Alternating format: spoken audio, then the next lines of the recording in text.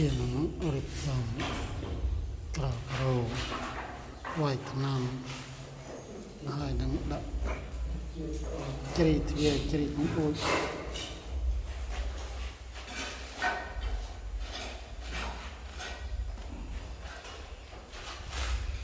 ឈើ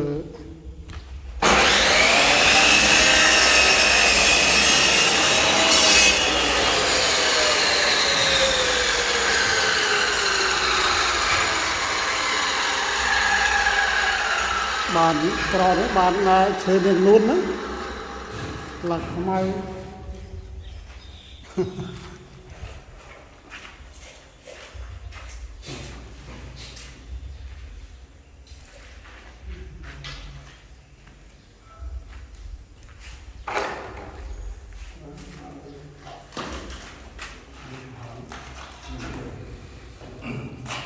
រៀបចំទ្វាររៀបចំទួយដាក់រោងវាយថ្នាំក្រៅរោទុកទឹកទុកសង្ឃមកនៅទុកសង្ឃដែរក្នុងបន្ទប់ធំនេះមួយមាន4បន្ទប់តូចហើយបន្ទប់ទឹកមួយទៀត